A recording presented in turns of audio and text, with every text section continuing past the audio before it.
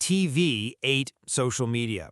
You look around and it seems like every platform is slowly turning back into TVs. It's mostly passive video now, right? We're just watching clips or movies or episodes or playing games. Mm-hmm. So the central question we're tackling is this. Does this huge shift towards video-centric platforms, this architecture, really just represent a functional regression? Are we just going back to the passive, high-def consumption model of old-school television? Does it prove that deep down everybody just wants to watch TV? Or alternatively, do the modern digital mechanisms, the way engagement is engineered, the way brains are targeted, do these constitute something fundamental form of media control with novel threats? That's the core of it, yeah. Okay, I'll be arguing that this shift is primarily a functional regression. I think it's driven by, consistent, deep-seated economic and psychological demands. Demands that maximize passive attention. It really feels like a return to that structural reality where TV has reclaimed its throne as the king of media. And I'll be arguing that despite that surface similarity, watching clips looks like watching TV clips, the underlying engineered mechanisms are just qualitatively different. We're talking about the algorithm, the addiction cycles, the sheer scale of developmental disruption. I believe this creates a far more invasive and frankly novel threat to our well-being and stability. So, look, I come at this from a perspective that isn't just about the economics. Yes, the content might look like a TV clip sometimes, but the primary mechanism, the engine driving this new environment, it's functionally distinct from traditional broadcast. It's really engineered addiction. The source material we looked at was pretty explicit here, describing the smartphone not as some neutral tool, but as, and I quote, the hypodermic needle delivering digital dopamine to us 24/7. Now, that's a strong image. This architecture isn't just putting shows out there. It's actively designed to maximize engagement, even when the people in charge know the potential costs. We have evidence suggesting that internal warnings, serious warnings about user safety, are routinely ignored. Why? Because leadership seems to refuse anything that might reduce engagement. This isn't accidental harm, it's industrial scale. And you see it in the data, that shocking hockey stick curve, the sharp increase in anxiety and depression among teenagers. It lines up almost perfectly with the 2012-2013 period, right when mobile adoption exploded. This intentional tech-scale disruption, that's what makes it entirely different from watching, say, sitcoms in the 80s. Okay, that's a very compelling argument about the mechanism, the how.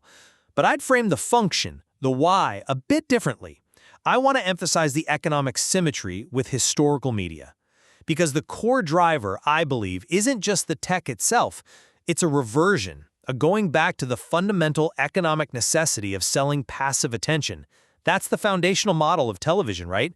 Where, as the old saying goes, we're the product.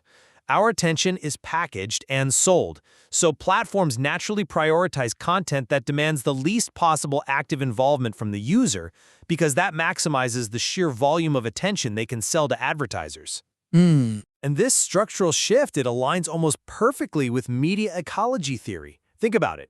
These high-definition, video-heavy feeds, exactly what we're doing when we're watching clips or movies, they are functionally what Marshall McLuhan called hot media.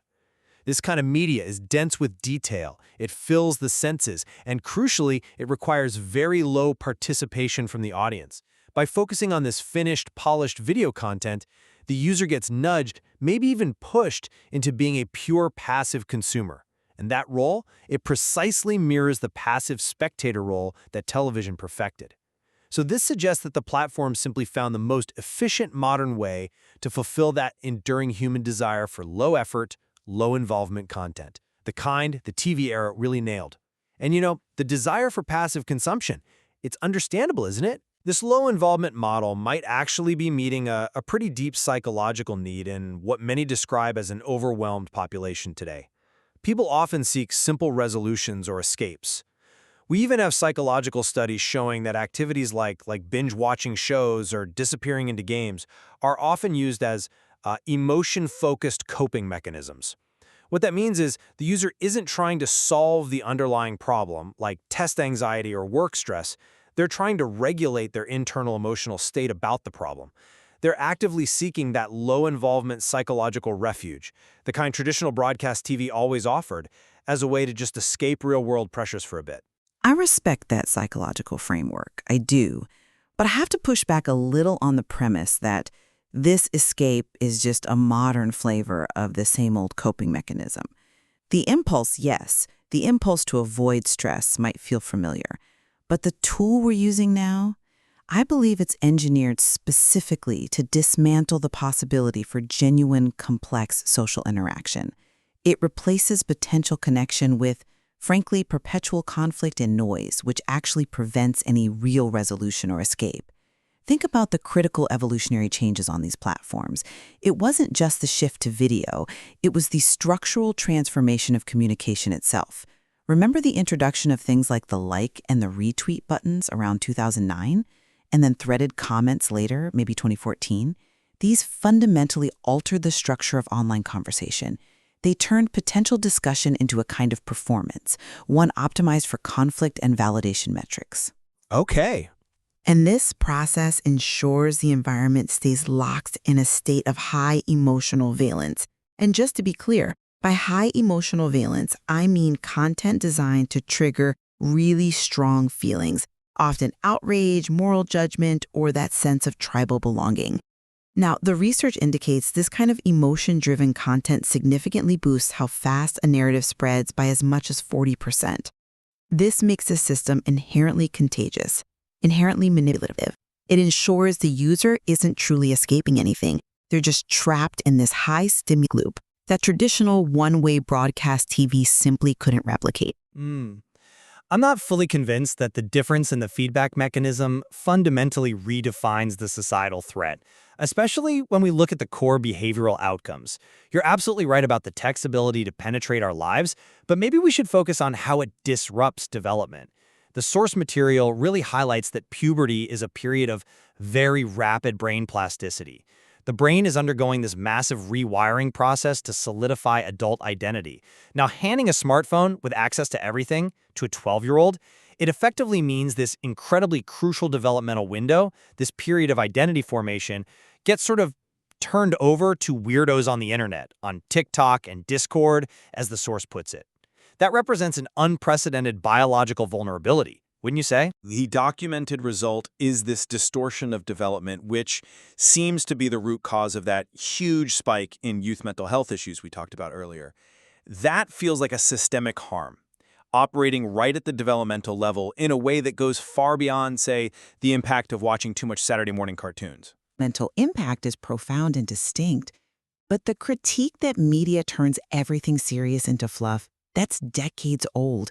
The transformation of complex, difficult subjects, politics, social issues, you name it, into just another form of entertainment, well, that echoes precisely the historical critiques leveled against television. Neil Postman, for instance, argued compellingly that when the dominant medium optimizes for amusement above all else, serious public conversation inevitably dissolves into shallow performance. He worried TV was amusing ourselves to death. Now, maybe the internet just perfected that. When the medium became about, as the source notes, fighting over stupid things, the content itself just became entertainment. Okay. And furthermore, this high-stimulus kind of chaotic dynamic we see scrolling through feeds, it might actually be structurally necessary, or at least feel that way, for some users. There's evidence suggesting that minds prone to ADHD, for example, can actually thrive in chaos.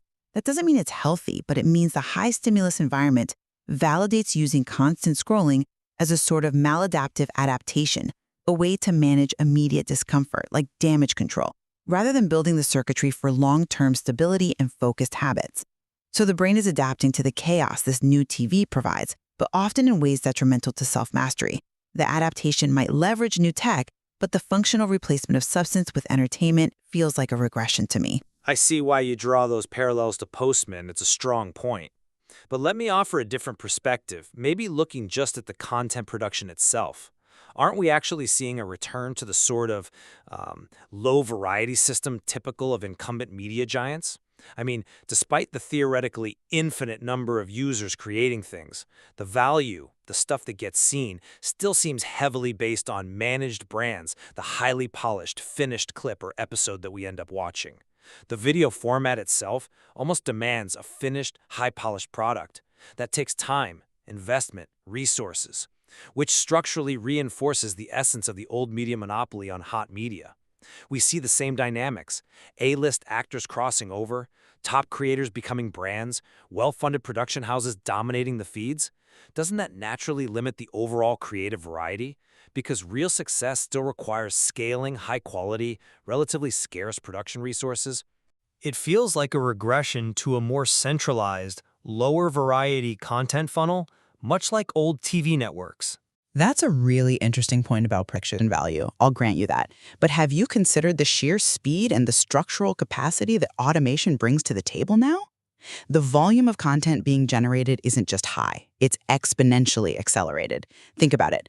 The source mentions 100 people like you pumping out hundreds of videos in just months.